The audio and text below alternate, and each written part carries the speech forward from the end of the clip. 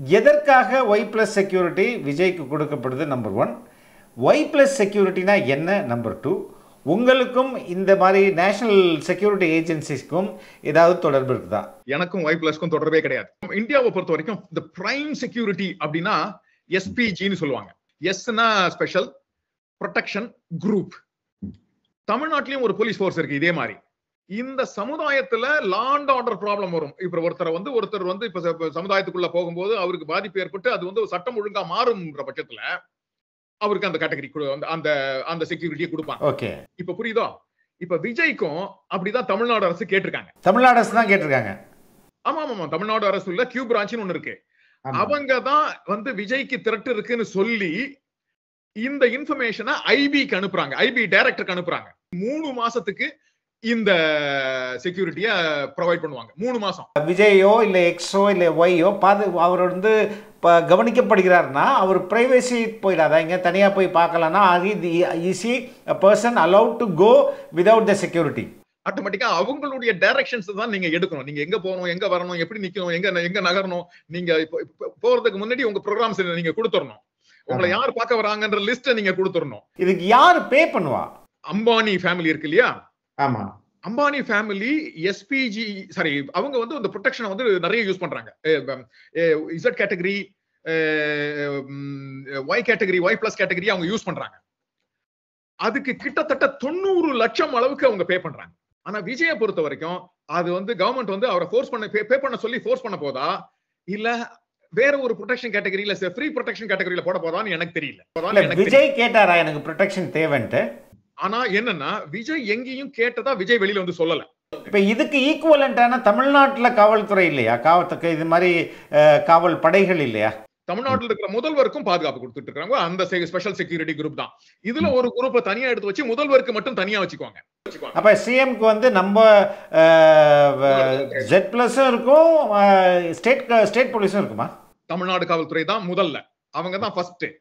அதுக்கு அடுத்து தான் இசட் பிளஸ் கேட்டகரி, பின்னாடி செகண்ட் ரவுண்ட் இல்ல ரிங் ரவுண்ட் டியூட்டின்னு ஒன்னு சொல்லுவாங்க.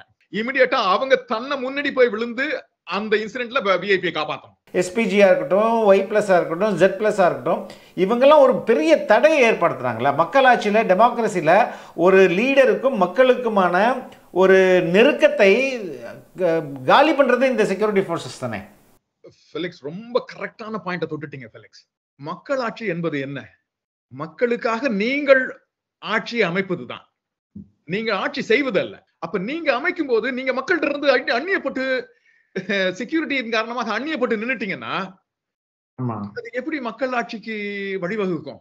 அரசியல் நடத்தணும்னு நினைச்சா, ஆசைப்பட்டணும்னு நினைச்சா அவருடைய காம்படிட்டர் கம்பெனிஸ் என்னென்ன குறைகளை செய்யறாங்களோ அந்த குறைகளை நிவர்த்தி செய்யற ஒரு அமைப்பை விஜய் உருவாக்கிட்டாருன்னு வச்சுக்கோங்களேன், முடிஞ்சு போச்சு, வெற்றி.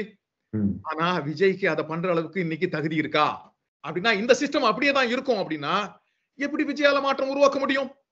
எப்படி விஜயால தமிழ்நாட்டை வந்துட்டு ஒரு சிறந்த மாநிலமா மாத்த முடியும்? விஜய் வந்துட்டாலே மாநிலம் மாறிடுமா?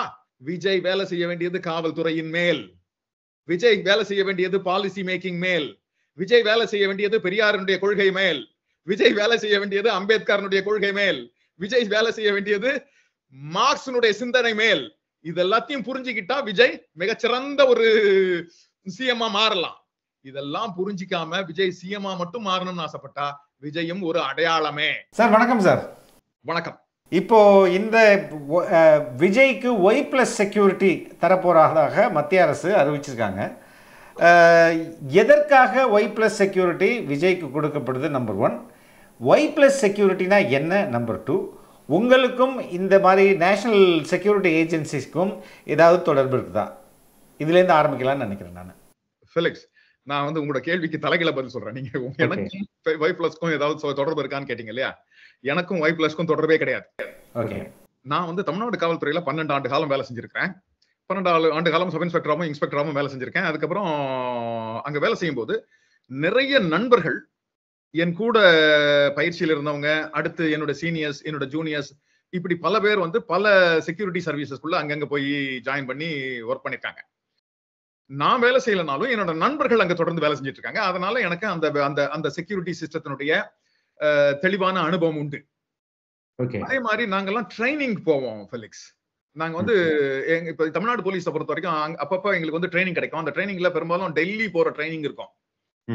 அந்த மாதிரி டெல்லிலாம் நாங்க ட்ரைனிங் போறோம் அப்படின்னா எங்க கூட ஒரு 2-3 பேர் செக்யூரிட்டி பிரான்ச்ல இருந்து 2 பேர் வருவாங்க.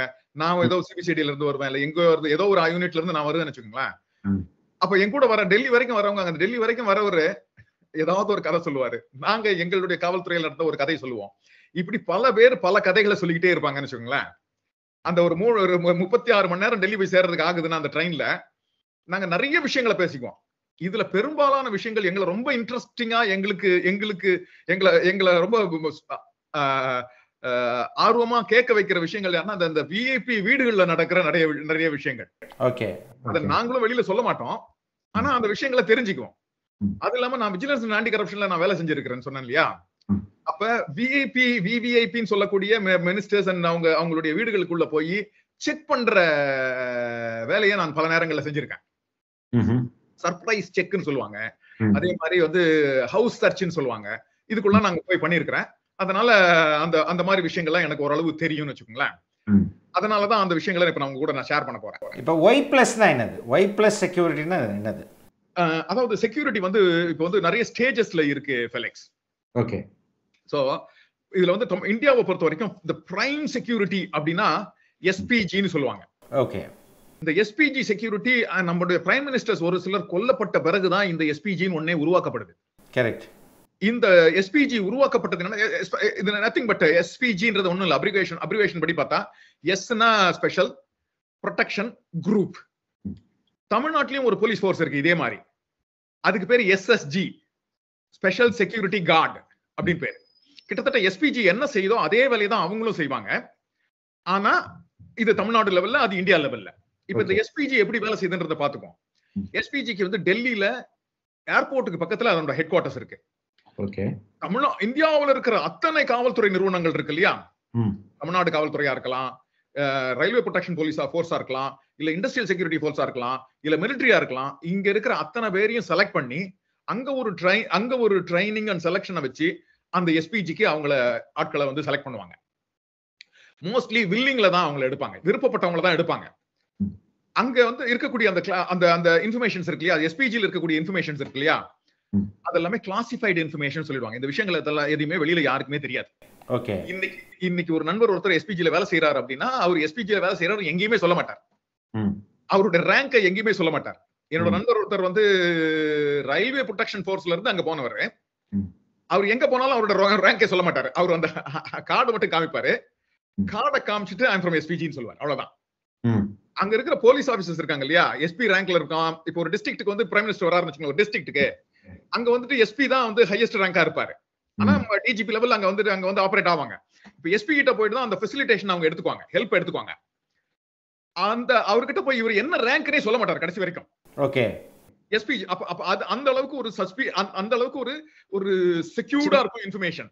அவர் என்ன ரேங்க், அவர் யாரு, அவர் எஸ்பியா, அவர் எஸ்ஐயா, கான்ஸ்டபிள் ரேங்க்ல மோஸ்ட்லி அந்த மாதிரி ஒர்க் பண்ண மாட்டாங்க. எஸ்ஐ அண்ட் அபவ் தான் இருக்கும் மோஸ்ட்லி. அப்ப அந்த அளவுக்கு செக்யூர்டா இருக்கும் அந்த இன்ஃபர்மேஷன். இப்ப எஸ்பிஜியை பொறுத்த வரைக்கும் most of the information as classified. நான் அந்த விஷயங்கள் எல்லாம் பேச போறது இல்ல, ஏன்னா அது கிளாசிஃபைட்ன்றதுனால அந்த விஷயங்கள் நான் பேச மாட்டேன். சரியா? ஆனா இது வந்து ரொம்ப பெரிய சீக்ரெட்லாம் கிடையாது. நீங்க அதெல்லாம் தேடி பாத்தீங்கன்னா கண்டுபிடிச்சிடலாம். நான் அதை பத்தி பின்னாடி சொல்றேன் நானு. Okay, very good. ஆனா எனக்கு எஸ்பிஜில நிறைய நண்பர்கள் பழக்கம் உண்டு. அவர்களுக்கு நிகழ்ந்த விஷயங்களை நான் வந்து உங்க கூட ஷேர் பண்ணிக்கிறேன். ஓகே. அதுக்கப்புறம் வந்துட்டு Z+ security, Z security, Y+ security, Y security, X செக்யூரிட்டின்னு இருக்கு. இதெல்லாம் நத்திங் பட் நம்பர்ஸ். இப்போ யாருக்கு செக்யூரிட்டி கொடுக்குறாங்க, அவருடைய த்ரெட் எவ்வளோ, அவர் எவ்வளவு இம்பார்ட்டன்ட் ஆன ஆளு, அவருக்கு எவ்வளவு செக்யூரிட்டி வேணும் அப்படின்றதுதான். இப்ப பாத்தீங்கன்னா நம்ம தமிழ்நாட்டுல வந்துட்டு இந்த இந்து முன்னணி ஆட்களுக்கு எல்லாம் ஒரு சிலருக்கு செக்யூரிட்டி கொடுத்துருக்காங்க. நம்ம அர்ஜுன் சம்பத்துக்கே கொடுத்துருக்காங்க. அதான் கொடுத்துருக்காங்கல்ல. இவங்கள பல பேர் பாத்தீங்கன்னா அவன் வீட்டுல அவனே பெட்ரோல் பம்ப் வீசிட்டு எனக்கு வந்து த்ரெட் இருக்குன்னு சொல்லிட்டு கிளைம் பண்ணிருப்பான். அவங்களும் இப்ப வந்து சமீப காலமா மாட்டிக்கிட்டு ஜெயிலுக்கு எல்லாம் போயிருக்கானுங்க. அது நீங்க நோட்டீஸ் பண்ணிருப்பீங்க தானே? இப்ப அந்த யாருக்கு எவ்வளவு த்ரெட் இருக்குன்றத பொறுத்துதான் இந்த கேட்டகரி மாறும். இந்த கேட்டகரி எப்படின்னா Z+ன்றது வந்து 10 அல்லது மேற்பட்ட நபர்கள் இருப்பாங்க அவங்களுக்கு செக்யூரிட்டி கொடுக்கறதுக்கு. ஒரு மூல 10 பேர் இருப்பாங்க. 10 அல்லது 10க்கு மேல. ஒய் செக்யூரிட்டியில வந்துட்டு 4 அல்லது 6 பேர் இருப்பாங்க. அதுக்கப்புறம் ஒய் பிளஸ்ல வந்து 2 அல்லது 4, 2 to 4, 2 பேர் மினிமம், மேக்ஸிமம் 4 பேர். ஓகே. அப்புறம் ஒய் செக்யூரிட்டியில 1 அல்லது 2 பேர். எக்ஸ் செக்யூரிட்டியில யாருமே இருக்க மாட்டாங்க. ஆனா அவங்களுக்கு நிறைய விதெல்லாம் இருக்கு. அவங்களுக்கு வந்து ஃபெசிலிட்டிஸ் இருக்கு. இப்ப நம்ம வந்து எஸ்பிஜில பார்த்தோம் இல்லையா, எஸ்பிஜில வந்து நிறைய இருக்கு. அத வந்து அவங்க இது வந்து நான் சொல்றேன், ஜாமர்னு ஒன்னு யூஸ் பண்ணுவாங்க. ஆமா, டெலிபோன் ஜாமர். அங்க வந்து உங்க பேர் நீங்க வந்து மீடியாக்காரங்களுடைய சிக்னல் எல்லாம் டிராப் ஆயிடும். கரெக்ட். நாம இருக்கா இருக்கு. இப்படி பலவிதமான டூல வந்துட்டு எஸ்பிஜில யூஸ் பண்ணுவாங்க. இதே டூல நம்ம மக்களும் வச்சிருக்காங்க. தமிழ்நாடு காவல்துறையில எஸ்எஸ்ஜின்னு சொன்னோம் இல்லையா, அவங்களும் வச்சிருக்காங்க. இப்படி பலவிதமான டூல அவங்க யூஸ் பண்ணுவாங்க. இப்ப இசட் பிளஸ் கேட்டகரி இருக்குன்னு சொன்னல, அதுல 5 புல்லட் ப்ரூஃப் வெஹிக்கிள் யூஸ் பண்ணுவாங்க. 5 புல்லட் ப்ரூஃப் வெஹிக்கிள் யூஸ் பண்ணுவாங்க.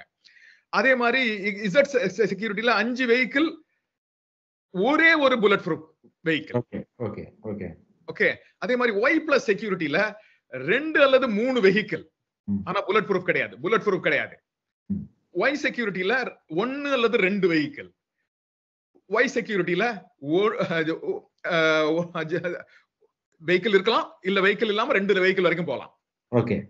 இவ்வளவுதான் இதுல இருக்க மொத்தமே வித்தியாசம். அந்த நம்பர் தான் வித்தியாசம். இப்ப யாரு இதுக்கு எலிஜிபிள்?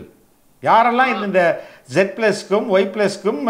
இப்போ எஸ்பிஜி நமக்கு தெரியும், பிரைம் மினிஸ்டர் லெவல்ல இந்தியாவில் வழங்கப்படுது. மேபி இப்ப ஒரு நிமிஷம் இந்த இடத்துல நீங்க வந்து எஸ்பிஜின்னு கேட்டீங்கல்ல, எஸ்பிஜி யாருன்னா prime minister and prime minister family.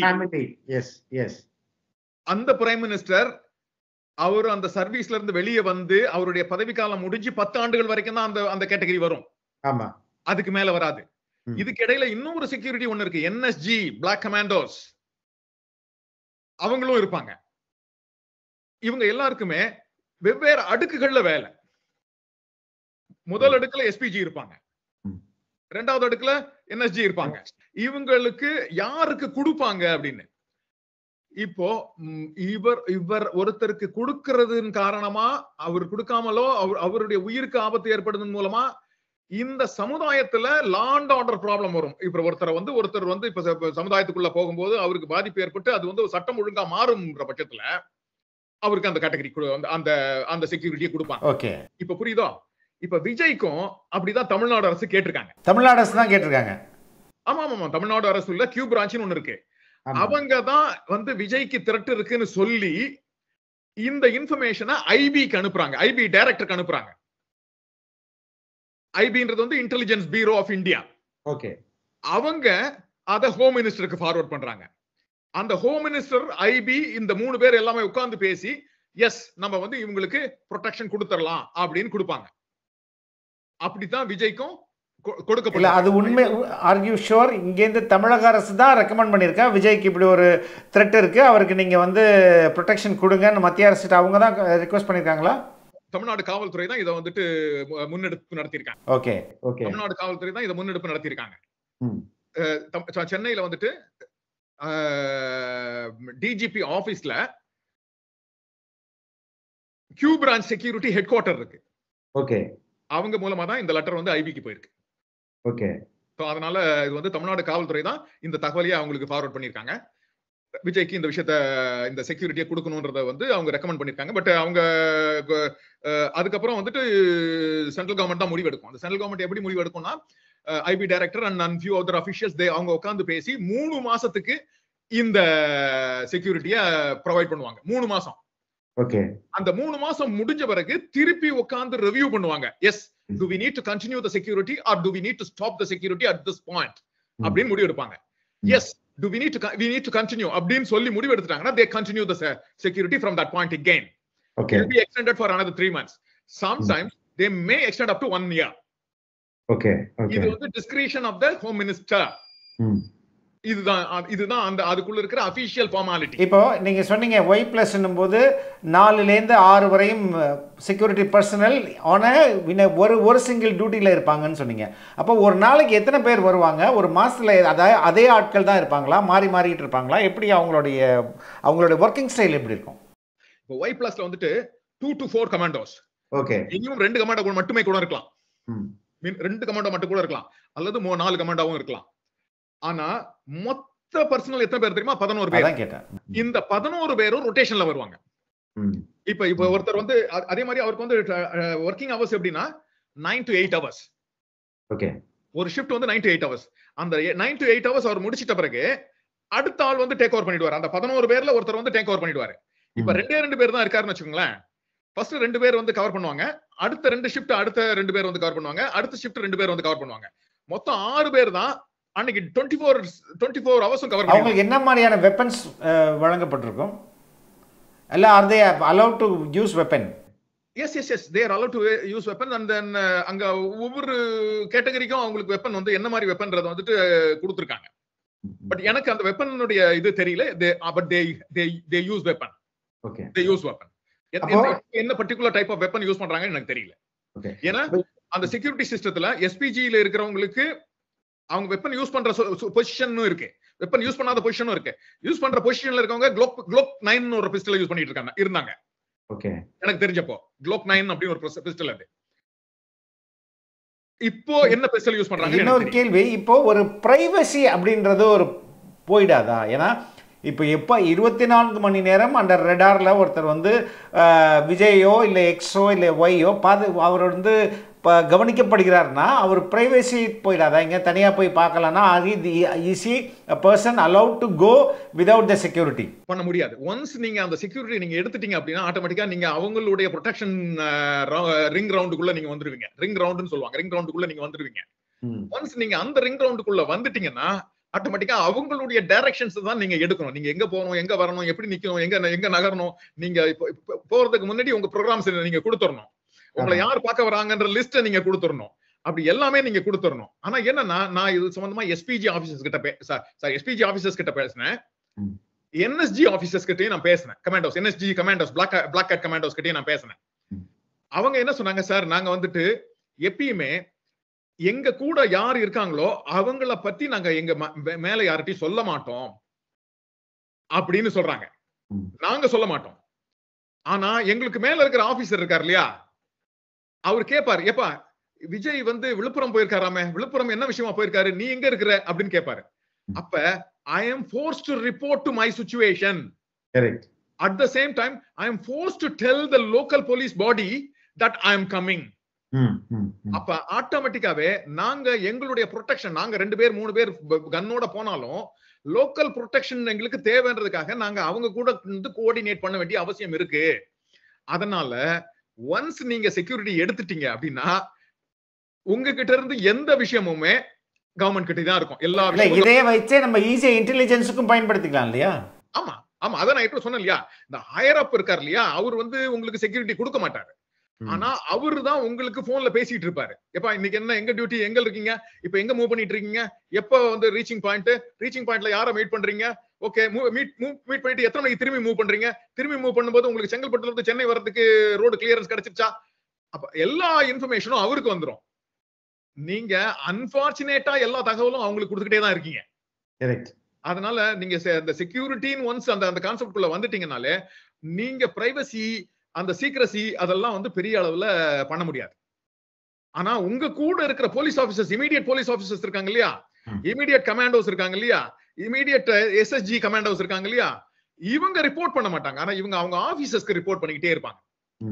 ஆனா இன்னொன்னும் சொல்றேன், இதுல வந்துட்டு இந்த மாதிரி நிறைய ஆபீசர்ஸ் வந்து ப்ரொடெக்ஷன் ஆபீசரா போறாங்க இல்லையா, அவங்கள அந்த டீம் ஆபீசர்ஸ் இருக்காங்க, அந்த டீம் இருக்கு இல்லையா, யாருக்காக அவங்க ப்ரொடெக்ஷன் கொடுக்குறாங்களோ அவங்க ரொம்ப நல்லா பாத்துக்குவாங்க. இல்ல இன்னொரு முக்கியமான கேள்வி, அதுக்கு முன்பு இதுக்கு யார் பே பண்ணுவா, இந்த செக்யூரிட்டி ஃபோர்ஸ்க்கு யார் பே பண்ணுவா? இதுல 2 டைப் ஆஃப் கேட்டகரி இருக்கு. ஒன்னு கவர்மெண்ட் பே பண்ணும், இன்னொன்னு அந்த பர்టిక్యులர் இண்டிவிஜுவலே பே பண்ணணும். ஓகே. இப்ப நம்ம இந்தியாவுல நம்மட அம்பானி ஃபேமிலி இருக்கு இல்லையா, ஆமா, அம்பானி ஃபேமிலி எஸ்பிஜி சாரி அவங்க வந்து இந்த ப்ரொடெக்ஷனை வந்து நிறைய யூஸ் பண்றாங்க. Z category, Y category, Y plus category அவங்க யூஸ் பண்றாங்க. அதுக்கு கிட்டத்தட்ட 90 லட்சம் அளவுக்கு அவங்க பே பண்றாங்க. ஓகே. 90 லட்சம் இந்திய பணத்தை வந்து அவங்க பே அது இல்லாம அவங்க வந்து இண்டஸ்ட்ரியல் செக்யூரிட்டி ஃபோர்ஸையும் பயன்படுத்திக்கிறாங்க இல்லையா? ஆமா ஆமா பயன்படுத்திக்கிறாங்க. அதுக்கு அவங்க பே பண்ணிடுறாங்க, கவர்மெண்ட்டுக்கு பே பண்ணிடுறாங்க. அப்ப கவர்மெண்ட் என்னன்னா அவங்களுக்கு சார்ஜ் பண்ணிடுது.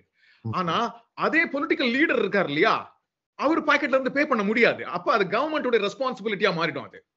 ஆனா விஜயை பொறுத்த வரைக்கும் அது வந்து கவர்மெண்ட் வந்து அவரை ஃபோர்ஸ் பண்ண பே பண்ண சொல்லி ஃபோர்ஸ் பண்ண போதா, இல்ல வேற ஒரு ப்ரொடெக்ஷன் கேட்டகரியில ஃப்ரீ ப்ரொடெக்ஷன் கேட்டகரியில போட போதா? விஜய் கேட்டாரா எனக்கு ப்ரொடெக்ஷன் தேவைன்ட்டு?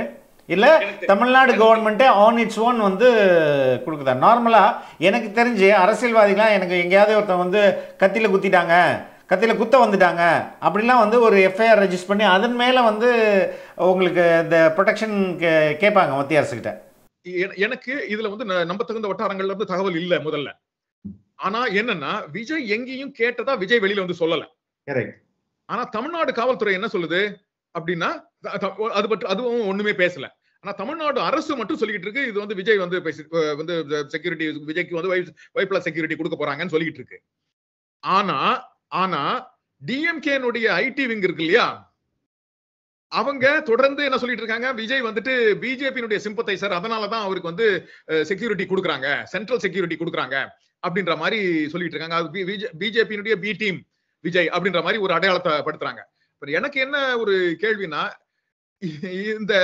இந்த விஜய்க்கு கொடுக்கப்படுகிற செக்யூரிட்டிய டிஎம்கேனுடைய ஐடி விங் ஒரு டூலா பயன்படுத்தி விஜயை வந்துட்டு தமிழ்நாடு மக்கள்கிட்ட இருந்து பிரிச்சு கொண்டு போய் சென்ட்ரல் டீமோட சேர்த்து விட்டு அவங்களோட பேரை வந்து பாதிக்கணும்னு முயற்சி பண்றாங்களோன்னு எனக்கு ஒரு சந்தேகம் இருக்கு. ஆனா நீங்க கேட்டது மாதிரி எனக்கு நம்ப தகுந்த வட்டாரங்கள்ல இருந்து எனக்கு தகவல் கிடையாது. விஜய் கேட்டாரா இல்ல வந்து சென்ட்ரல் கவர்மெண்டா கொடுக்குதா அப்படின்றதுக்கு தமிழ்நாடு காவல்துறை விஜய்க்கு த்ரெட் இருக்குன்றதுக்காக ரிப்போர்ட்டை ஐபி அதான் நான் கேட்கிறேன். விஜய் கேட்டாலும் இல்ல சென்ட்ரல் கவர்மெண்ட் கொடுப்பதற்கு முன் வந்தாலும் தமிழ்நாடு கவர்மெண்ட் சொன்னா மட்டும்தானே இது வந்து சாத்தியம். ஆமா அவருக்கு த்ரெட் இருக்குன்னு தமிழ்நாடு சொன்னா சாத்தியம், தமிழ்நாடு கவர்மெண்ட் சொல்லலனாலும் சாத்தியம். ஏன்னா ஐபி முடிவெடுக்கலாம், ஐபி முடிவெடுத்து. ஆனா தமிழ்நாடு கவர்மெண்ட் 90% கேட்கறதுக்கான வாய்ப்பு அதிகம். ஏன்னா அவங்க தான் லா அண்ட் ஆர்டரை இந்த நிலத்துல வச்சிருக்காங்க. சட்டம் ஒழுங்க கையில வச்சிருக்கிறது யாரு தமிழ்நாட்டை பொறுத்த வரைக்கும் அப்படின்னா தமிழ்நாட்டினுடைய காவல்துறையும் தமிழ்நாடு அரசும் தான்.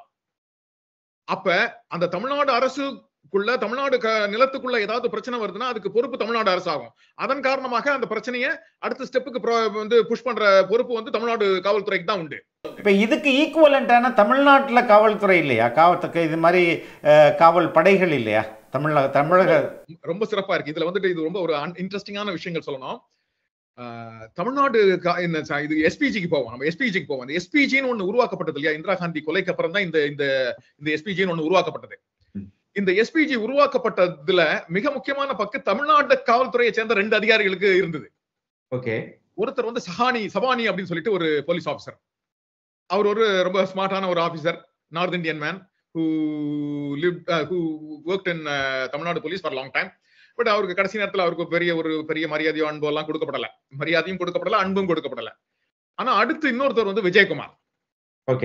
அந்த விஜயகுமார் கூடயே ஒருத்தர் போனாரு தமிழ்நாடு போலீஸ்ல இருந்து. அவர் சப் இன்ஸ்பெக்டரா இருந்தவர், இன்ஸ்பெக்டரா இருந்தவர். அவர் வந்து முரளின்னு பேரு. அவரு எனக்கு ரொம்ப வேண்டியவர். நானும் அவரு ரொம்ப ரொம்ப ரொம்ப நெருக்கமா இருந்திருக்கிறோம். ரொம்ப அன்பானவர்.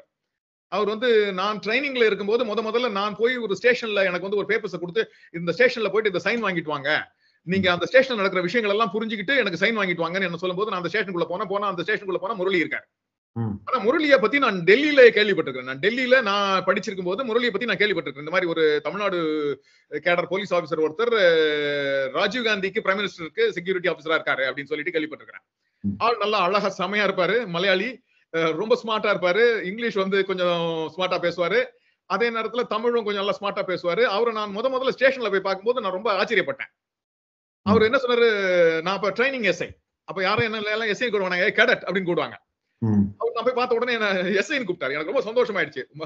ஃபர்ஸ்ட் நம்மளால ஒரு இன்ஸ்பெக்டர் எஸ்ஐன்னு கூப்பிடுறாருன்னு சொல்லிட்டு நான் உடனே அவர் என்ன சொன்னாரு, என்னப்பா ஃப்ரீயா இருக்கியா அன்னைக்கு அப்படின்னாரு. எனக்கு வீட்டு பக்கத்துல, எங்க வீட்டு பக்கத்துல நான் எனக்கு வீடு வந்து தண்டியாப்பேட்டை அந்த நேரத்துல.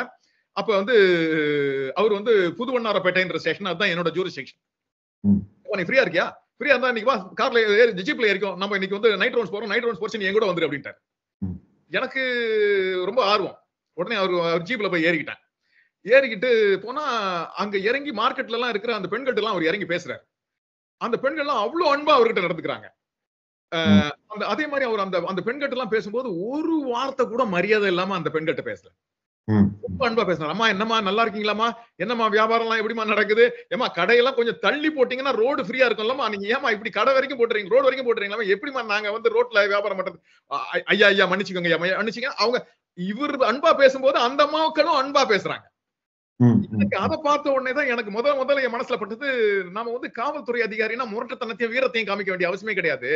நம்முடைய மக்களுக்காக நம்ம வேலை செய்யறோம், நம்முடைய மண்ணுக்காக நம்ம வேலை செய்யறோம். அப்ப நம்ம மக்களுக்கு அவங்களுக்கு தேவையான விஷயங்களை செஞ்சு கொடுக்கறதுக்கு தான் நாம இருக்கிறோம். அப்ப நம்ம அவர்கிட்ட அன்பா தான் பேசணும் அப்படின்னு நான் புரிஞ்சுக்கிட்டேன். ஆனா நான் அதிக நாள் காவல்துறையில வேலை செய்யல. ஆனா நான் வேலை செஞ்ச இடத்துல வரைக்கும் நான் வந்து குற்றம் செய்கிற பெண்கள் கிட்ட கூட நான் அன்பா தான் பேசியிருக்கிறேன். குற்றம் செய்கிற ஆண்கள் கிட்ட கூட நான் அன்பா தான் பேசியிருக்கிறேன். ஏன்னா அவர்களும் நம்முடைய மனிதர்கள் தானே.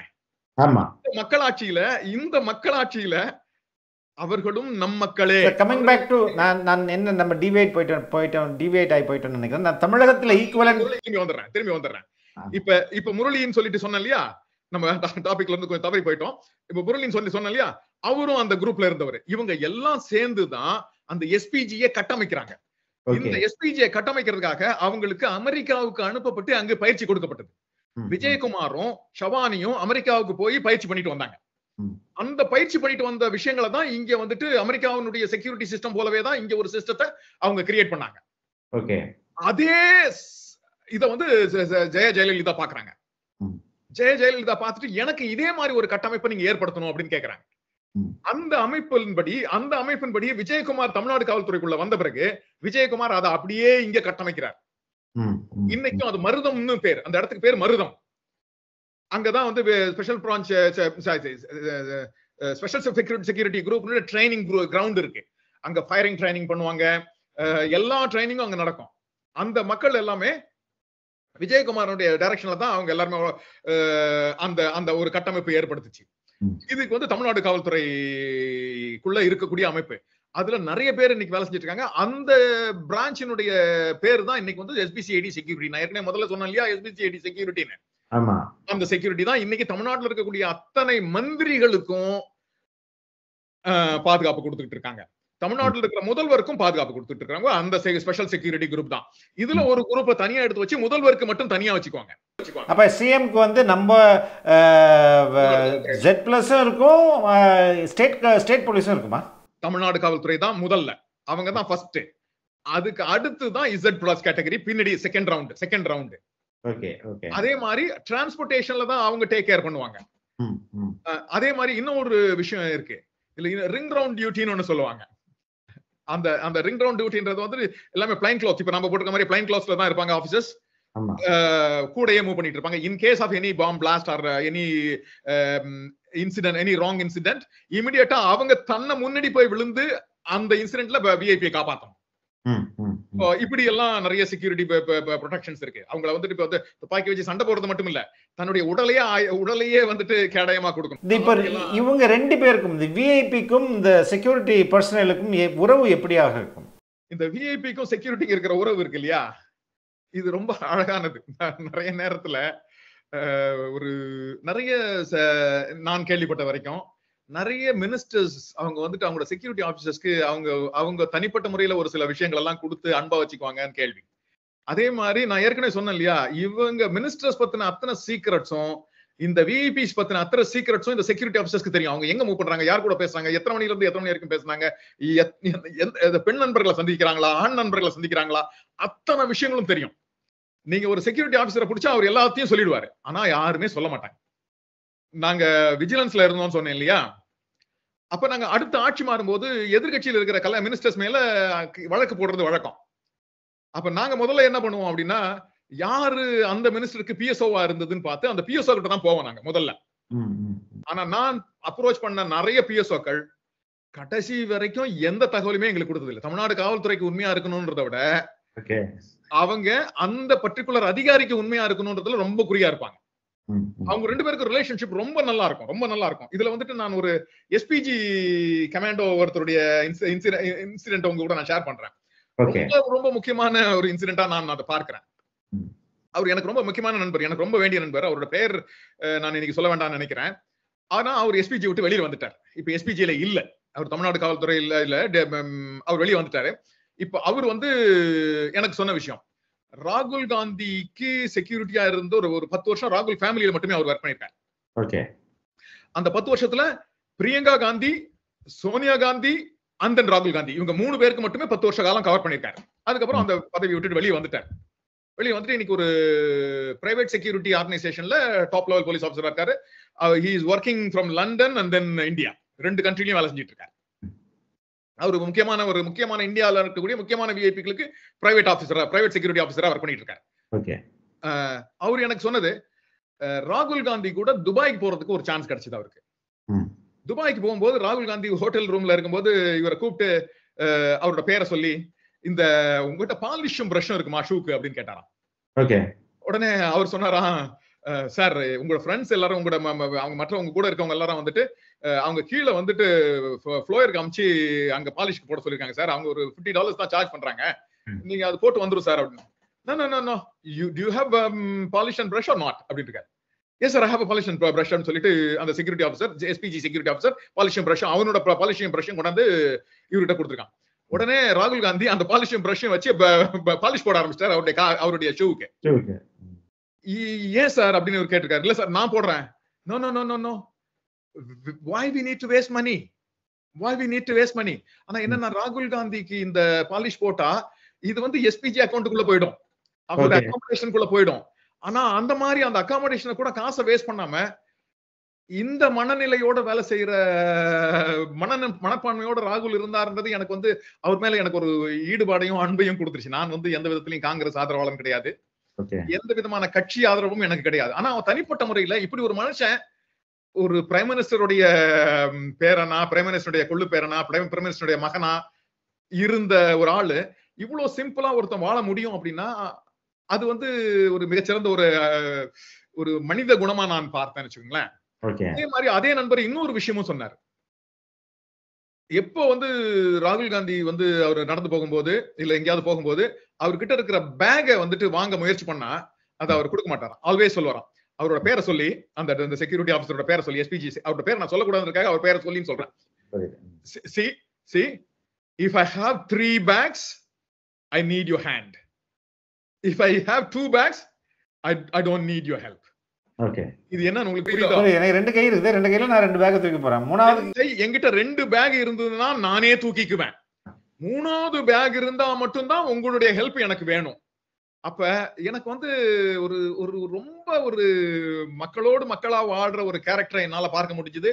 இந்த விஷயம் அந்த செக்யூரிட்டி ஆபீசருடைய இன்ஃபர்மேஷன்ல தான் எனக்கு கிடைக்குது. இத ஒரு வேற ஆட்கள் கிட்ட நீங்க தெரிஞ்சுக்க முடியாது தானே. இப்படிப்பட்ட தகவல்கள் எல்லாம், இப்படிப்பட்ட அந்த கேரக்டர் ஒருத்தன் நல்லவனா கெட்டவனா அந்த செக்யூரிட்டி ஆபீசருக்கு தெரிஞ்சிடும். அதே மாதிரி ராகுல் காந்தியுடைய ஃபேமிலி வந்து என்னோட நண்பரை தான் திருப்பி சொன்னது. டெல்லியில என்ன பண்ணுவாங்க, அவங்க 2 சகோதரனும் சகோதரிகள் 2 பேருமே ஒரு வருஷம் 2 வருஷம் அந்த ட்ரெஸ் எல்லாம் யூஸ் பண்ணி அந்த ட்ரெஸ் எல்லாம் இனிமே யூஸ் பண்ண முடியாதுன்னு ஒரு சிச்சுவேஷன் வருது இல்லையா அவங்களுக்கு. அதே மாதிரி ட்ரெஸ் எல்லாம் மாத்தி ஒரு சில எல்லாம் நிறைய ட்ரெஸ் வேஸ்டா இருக்குன்னு தெரியுது இல்லையா. அப்ப கார் எடுத்துக்கிட்டு எங்கேயாவது தூரமா இருக்கக்கூடிய ஒரு ஸ்லமுக்கு போய் அங்க இருக்கிறவங்களுக்கு எல்லாருக்கும் அந்த ட்ரெஸ் டிஸ்ட்ரிபியூட் பண்ணுவாங்க. ஓகே, இவங்க SPG ஆபீசர்ஸ் இவங்க கூட போவாங்க. பட் அந்த ட்ரெஸ் எல்லாத்தையும் இவங்க டிஸ்ட்ரிபியூட் பண்ணிட்டு திரும்பி வந்துருவாங்களாம்.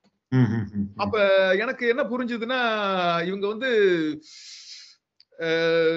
நம்ம மக்கள் மீது ரொம்ப அன்பும் மரியாதையும் அன்பும் வச்சிருக்காங்கன்றதான் எனக்கு என்னால புரிஞ்சுக்க முடிஞ்சது. அதே மாதிரி அந்த கூட வேலை செய்யறவங்க மேல ஒரு ஒரு ஒரு ஒரு கீழான எண்ணம் இல்லாம சமமா பார்க்கிற மனநிலை இருக்கு இல்லையா, அது ராகுல் காந்தியினுடைய கூட வேலை செய்யற அந்த SPG ஆபீசர் மூலமா நான் தெரிஞ்சுக்கிட்டேன்.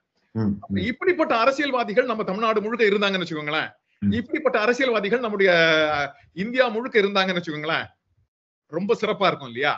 சரி, உண்மைதான். அதுதான் எனக்கு இது வந்து இந்த செக்யூரிட்டி ஆபீசர்ஸ் தான் நமக்கு இந்த விஷயங்களை பார்த்துட்டு வந்து நமக்கு சொல்ல முடியும், செய்ய முடியும். நானும் பார்த்திருக்கேன். நான் வந்து இப்போ ராகுல் காந்தி வந்து ராகுல், பிரியங்கா, சோனியா 3 பேரும் இங்கே ஸ்ரீபெரும்புதூர் ராஜீவ்காந்தியோடைய அந்த மெமோரியலுக்கு வரும்போது அதோ எவ்வளோதான் SPG இருந்தாலும் அதெல்லாம் தட்டிட்டு அந்த கம்புகளுக்கு இடையில உள்ளே வந்து மக்கள்கிட்ட போயிட்டு மக்களோட கையெல்லாம் கொடுத்துட்டு வருவாங்க. இப்போ டெமோக்ரஸியில் இது ஒரு பெரிய தடை இல்லை. மக்களை சந்திப்பதற்கு இந்த செக்யூரிட்டி ஃபோர்ஸஸ் SPGயாக இருக்கட்டும், Y+ஆக இருக்கட்டும், Z+ஆக இருக்கட்டும், இவங்கெல்லாம் ஒரு பெரிய தடையை ஏற்படுத்துகிறாங்களா மக்களாட்சியில். டெமோக்ரஸியில் ஒரு லீடருக்கும் மக்களுக்குமான ஒரு நெருக்கத்தை காலி பண்ணுறது இந்த செக்யூரிட்டி ஃபோர்ஸஸ் தானே. ஃபெலிக்ஸ் ரொம்ப கரெக்டான பாயிண்ட தொட்டுட்டீங்க ஃபெலிக்ஸ். மக்களாட்சி என்பது என்ன? மக்களுக்காக நீங்கள் ஆட்சியை அமைப்பதுதான். நீங்க ஆட்சி செய்வதல்ல, மக்களுக்காக ஆட்சியை நீங்கள் அமைப்பது. அப்ப நீங்க அமைக்கும் போது நீங்க மக்கள்கிட்ட இருந்து அந்நியப்பட்டு செக்யூரிட்டியின் காரணமாக அந்நியப்பட்டு நின்னுட்டீங்கன்னா அது எப்படி மக்கள் ஆட்சிக்கு வழிவகுக்கும்? அதே மாதிரி இந்த மக்களாட்சின்றதை நம்ம புரிஞ்சுக்கணும். மக்களாட்சின்றது மக்கள் தானே எஜமானர்கள். அப்ப எஜமானர்கள்ட்ட இருந்து உங்களை தள்ளி வைக்கிறது எந்த விதத்துல நியாயமான ஒரு அமைப்பா இருக்கும்? இது சரியான கேள்விதானே? நீங்க சரியான நேரத்துல சரியான பாயிண்ட கொண்டு வந்துட்டீங்க. இது மக்களாட்சின்ற பட்சத்துல மக்களோட அவங்க சேர்ந்து பயன்படுறதுக்கான பயணம் பண்றதுக்கான ஒரு அமைப்பையும் இந்த செக்யூரிட்டி சிஸ்டத்தோடய சேர்த்து செய்ய வேண்டிய அவசியம் இருக்கு. அதே நேரத்துல இன்னும் ஒரு விஷயமும் பார்க்கணும். விஜய் இப்ப இன்னைக்கு அரசியல் வந்துட்டு இருக்காரு. எனக்கு நிறைய பேர் கேட்கிற கேள்வி, விஜய் அரசியலுக்கு வரலாமா? சினிமாக்கார விஜய் அரசியலுக்கு வரலாமா? எனக்கு ஒன்னும் அதுல மாற்று கருத்தே இல்ல. விஜய் மட்டும் இல்ல, நீங்களும் வரலாம், நானும் வரலாம் தானே? கண்டிப்பா, உறுதியா. நாம வாழ்ற மண்ணுல நம்ம அரசியல் அமைப்புல உள்ள சேர்ந்து செயல்படணும்னா அப்ப நாம டெஃபினட்டா அந்த இடத்துக்கு வரத்தான் வேணும். நீங்க சினிமால இருக்கிறதுனாலவே உங்களுக்கு ஊடக வெளிச்சம் நல்ல பளிச்சுன்னு இருக்கிறதுக்காக நீங்க வரக்கூடாதுன்னு யாருமே சொல்லக்கூடாது தானே? அதே நேரத்துல விஜய் எனக்கு வெளிச்சம் இருக்கிறது அப்படின்றதுக்காக மட்டும் நின்ற முடியுமா? என்ன முடியாது, அதுவும் கூடாது. அப்ப விஜய்க்கு என்ன தேவை? விஜய்க்கு என்ன தேவைன்னா தமிழ்நாடு பற்றின தெளிவான அறிவு வேணும். நீங்க தமிழ்நாட்டுல அரசியல் செய்யணும்னா தமிழ்நாடு பற்றிய தெளிவான அரசியல் வேணும். அப்ப ஏற்கனவே எனக்கு நான் சமீபத்துல ஒரு வெப்சைட் டிசைனுக்காக ஒரு நண்பர் ஒருத்தரை நான் பேசிக்கிட்டு இருந்தேன் வச்சுக்கோங்களேன். அந்த நண்பர் என்ன சொன்னார், நான் இப்படிப்பட்ட ஒரு வெப்சைட் எனக்கு வேணும், அதை என்ன எப்படி பண்ணலாம், இதுக்கான பட்ஜெட் என்ன, அப்படி கொஞ்சம் தயார்படுத்துங்க அப்படின்ற மாதிரி அவருக்கு நான் சொன்னேன். உடனே அவர் என்ன சொன்னாரு, உங்களோட காம்படிட்டர் வெப்சைட்டை கண்டுபிடிச்சு அவங்க கிட்ட என்னென்ன டிராபேக்ஸ் இருக்குன்றத நம்ம கண்டுபிடிச்சிட்டோம்னா ஆட்டோமேட்டிக்காவே நாம அதை விட சிறந்த வெப்சைட்டை கிரியேட் பண்ணிடலாம் அப்படின்ற மாதிரி அவர் எனக்கு சொன்னாரு. அது நேத்து தான் அவர் என்கிட்ட பேசிட்டு இருந்தார். எனக்கு டக்குன்னு அதேதான் விஜய் கிட்டே நான் வைக்கணும்னு நினைக்கிறேன். விஜய் அரசியல் நடத்தணும்னு நினைச்சா, ஆசைப்பட்டணும்னு நினைச்சா, அவருடைய காம்படிட்டர் கம்பெனிஸ் என்னென்ன குறைகளை செய்யறாங்களோ அந்த குறைகளை நிவர்த்தி செய்யற ஒரு அமைப்பை விஜய் உருவாக்கிட்டாருன்னு வச்சுக்கோங்களேன், முடிஞ்சு போச்சு, வெற்றி. ஆனா விஜய்க்கு அதை பண்ற அளவுக்கு இன்னைக்கு தகுதி இருக்கா? அது எனக்குள்ள ஒரு கேள்வி. அந்த கேள்விக்கு விஜய் பதில் கண்டுபிடிக்கணும். விஜய் தான் பதில் கண்டுபிடிக்கணும். நமக்கு அதுக்கான வேலை கிடையாது. விஜய் எப்படி பதில் கண்டுபிடிக்கணும்? விஜய்க்கு என்னென்ன பதில் வேணும்? ஒரு பாலிசி எப்படி ஃபார்ம் பண்றதுன்னு தெரிஞ்சிருக்கணும். பாலிசி சைக்கிள் எப்படின்னு தெரிஞ்சிருக்கணும் முதல்ல விஜய்க்கு. விஜய் நிறைய தலைவர்களுடைய பெயர்கள்லாம் படிச்சுட்டு அதெல்லாம் வெளியில சொல்றாரு. பெரியார பத்தி பேசுறாரு, அம்பேத்கர் பத்தி பேசுறாரு. ஆனா அம்பேத்கரை படிச்சிருக்காரா? பெரியார பத்தி படிச்சிருக்காரா? மற்ற அந்த அஞ்சலி அம்மாள் அவங்கள பத்தி படிச்சிருக்காரா?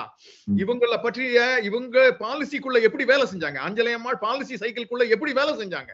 பெரியார் பாலிசி சைக்கிள்குள்ள எப்படி பாலிசி ஃபார்முலேஷன்ல வேலை செஞ்சார்? இத புரிஞ்சுக்கணும். இத புரிஞ்சுக்கிட்டு பாலிசி சைக்கிளை உருவாக்கணும். தான் எதற்காக அரசியலுக்கு வரணும், என்ன மாற்றத்தை இந்த சமுதாயத்துல உருவாக்க போறோம்ன்றத மக்கள் கிட்ட சொல்லிட்டு அதை காரணமா வச்சு அரசியல்ல உள்ள நிக்கணும். அப்புறம் ஜெயிக்கணும். ஜெயிச்ச பிறகு அவர் சொன்ன விஷயங்களை அரசு எந்திரத்தை பயன்படுத்தி அதை நடத்தி காமிக்கணும். அதுதான் பாலிசி ஃபார்முலேஷன். அடுத்து policy execution. And once execution முடிஞ்ச பிறகு முழுசா அது சேர்ந்துருச்சா இல்லையான்னு கண்டுபிடிக்கணும். அது முழுசா சேரல அப்படின்ற பட்சத்துல திருப்பியும் ஒரு பாலிசி சைக்கிளை கிரியேட் பண்ணணும். அந்த பாலிசி சைக்கிள்ல என்னென்னலாம் மிஸ் ஆகுதோ அதுக்கு திருப்பி ஒரு பாலிசியை கிரியேட் பண்ணணும். அந்த பாலிசியை கொண்டு போய் திருப்பி மேல உட்கார வைக்கணும். திருப்பி அது சுத்தி வந்துகிட்டு இருக்கும். வெற்றி அடைகிற வரைக்கும் திருப்பி வெற்றின்றது எலெக்ஷன் வெற்றியை சொல்லல, மக்கள் கிட்ட அந்த பாலிசி வெற்றி அடைகிற வரைக்கும். இன்னைக்கு எல்லா அரசு இயந்திரத்தில் இருக்கக்கூடிய, எலெக்ஷன் இயந்திரத்துக்குள்ள இருக்கக்கூடிய, தேர்தல் இயந்திரத்துக்குள்ள இருக்கக்கூடிய நிறைய தமிழ் அமைப்பை சேர்ந்தவங்களுக்கு பாலிசி சைக்கிள்னா என்னன்னே தெரியல. நான் நிறைய மினிஸ்டர்ஸை கேட்டேன், அவங்களுக்கு என்னன்னு தெரியல. நான் சென்னையில இருந்துட்டு இருக்கும்போது, வேலை செஞ்சுட்டு இருக்கும்போது ஒரு மினிஸ்டரை பார்க்கறதுக்கு ஒரு வாய்ப்பு கிடைச்சது எனக்கு. செக்ரட்டரியேட்டுக்குள்ள அவருக்கான ரூம்குள்ள என்ன கூட்டிட்டு போயிட்டாங்க. நானும் ரூம்குள்ள உட்காந்துட்டேன். அவர் என்ன வேலை பண்றாருன்னு அவருக்கு தெரியல. அவர் ஒரு இதுல கண்டக்டரா இருந்தவர், பஸ்ல கண்டக்டரா இருந்தவர். ஆனா மினிஸ்டரியில அவருக்கு மினிஸ்ட்ரி கொடுத்துட்டாங்க. அவர் சும்மா உட்கார்ந்துருக்காரு. அவருடைய செக்ரட்டரிஸ் இருக்காங்க இல்லையா, அந்த செக்ரட்டரியேட்ல வேலை கூடிய செக்ரட்டரிஸ், அவங்கதான் அவருடைய வேலையை செஞ்சுட்டு இருக்காங்க. ஆனா இவர் ஒரு பாலிசி சைக்கிள்குள்ள புரிஞ்சிருந்தாருன்னு வச்சுக்கோங்களேன், அவங்களையும் சேர்த்து வேலை வாங்குற இந்த அரசு என்ன நினைக்குது, இந்த கட்சியினுடைய அரசு என்ன நினைக்குதோ அதை செய்யக்கூடிய தகுதியும் அவருக்கு வந்திருக்குமா இல்லையா? அதுதான் விஜய் கத்துக்கணும். அதைத்தான் விஜய் கத்துக்கணும். அதே நேரத்துல இன்னொன்னு, நான் வந்து காவல்துறை தான் என்னுடைய போக்கஸே. காவல்துறையை சீர்படுத்துறதுதான் என்னுடைய விருப்பம். காவல்துறையை சீர்படுத்துறதுதான் என்னோட விருப்பம். நீங்க இந்தியாவுல காவல்துறை சீர்படாம இருக்கிற பட்சத்துல, தமிழ்நாட்டுல காவல்துறை சீர்படாம இருக்கிற பட்சத்துல, நீங்க என்னதான் வேலை செஞ்சாலும் அவங்களுக்கு தண்டனை கிடைக்காது, குற்றவாளிகளுக்கு தண்டனை கிடைக்காது. அப்ப ஆட்டோமேட்டிக்காவே நீங்க முதல் செய்ய வேண்டிய வேலை எது தெரியுமா? காவல்துறையை சீர்படுத்துவது. காவல்துறையில இருக்கிறவர்களுக்கு பணி எப்படி அமையணும்ன்றதுக்கு முடிவெடுக்கணும். 8 மணி நேரம் வேலை. இப்ப வெளிநாடுகள்ல இருக்கிறது போல ஆஸ்திரேலியாவில் பார்க்கிறேன், அவர்கள் வேலையை முடிச்சுட்டு வீட்டுக்கு போயிருவாங்க, அதுக்கப்புறம் தூங்குவாங்க, அடுத்து அவங்க குழந்தைகளோட விளையாடுவாங்க, அதுக்கப்புறம் எந்திரிச்சு திருப்பி அடுத்த நாள் வேலைக்கு வருவாங்க. நான் நிறைய பெண் காவல்துறை அதிகாரிகளை சந்திச்சிருக்கேன். அவங்க குழந்தைங்களை கூட்டிட்டு ஸ்விம்மிங் பூலுக்கு, என் பையன் ஸ்விம்மிங் போகும்போது அவங்க கூட வந்து நிப்பாங்க. நீங்க போலீஸ் ஆபீசர் ஆச்சு, நீங்க அங்கெல்லாம் இருக்கணும் அப்படின்னு எல்லாம் கிடையாது. அவங்களுடைய வாழ்க்கையும் அவங்க வாழ்றாங்க. இப்ப அப்படிப்பட்ட ஒரு வாழ்க்கைய தமிழ்நாடு காவல்துறையில் இருக்க ஒருத்தருக்கு விஜய் ஏற்படுத்தி கொடுக்க முடியுமா? அப்ப ஒரு சீர்பட்ட சமுதாயத்தை பின்னால அமைக்க முடியும் விஜயால. அதை செய்ய முடியாம நான் முதல்வரா மட்டும் உட்கார்ந்துக்குவேன் அப்படின்னா, இந்த சிஸ்டம் அப்படியே தான் இருக்கும் அப்படின்னா, எப்படி விஜயால மாற்றம் உருவாக்க முடியும்? எப்படி விஜயால தமிழ்நாட்டை வந்துட்டு ஒரு சிறந்த மாநிலமா மாத்த முடியும்? விஜய் வந்துட்டாலே மாநிலம் மாறிடுமா? விஜயை விட அழகா இருக்க, விஜயை விட பவரா இருக்கிற ஜெயலலிதா இருந்தாங்களே, விஜயை விட அழகா இருக்கிற, விஜயை விட அதிக பாப்புலரா இருக்கிற எம்ஜிஆர் இருந்தாரே. மாற்றம் கொண்டு வர முடிஞ்சுதா? மாற்றம் கொண்டு வர முடிஞ்சுதா? ஏன் கொண்டு வர முடியல அப்படின்னா, எந்தெந்த இடத்துல மாற்றம் கொண்டு வரணுமோ அந்த இடத்துல கட்டாயம் தொடங்கணும். என்ன பொறுத்த வரைக்கும் விஜய் வேலை செய்ய வேண்டியது காவல்துறையின் மேல், விஜய் வேலை செய்ய வேண்டியது பாலிசி மேக்கிங் மேல், விஜய் வேலை செய்ய வேண்டியது பெரியாருடைய கொள்கை மேல், விஜய் வேலை செய்ய வேண்டியது அம்பேத்கரனுடைய கொள்கை மேல், விஜய் வேலை செய்ய வேண்டியது மார்க்சினுடைய சிந்தனை மேல். இதெல்லாத்தையும் புரிஞ்சுக்கிட்டா விஜய் மிகச்சிறந்த ஒரு சிஎம்மா மாறலாம். இதெல்லாம் புரிஞ்சிக்காம விஜய் சிஎம்மா மட்டும் மாறணும்னு ஆசைப்பட்டா விஜயும் ஒரு அடையாளமே. அடையாளம் பயன்படாது. Rubber stamp won't help. ரொம்ப ரொம்ப நன்றி சார். பல்வேறு தகவலை எங்கள்கிட்ட பகிர்ந்துக்கிட்டீங்க. ரொம்ப நன்றி. வணக்கம். தேங்க்யூ.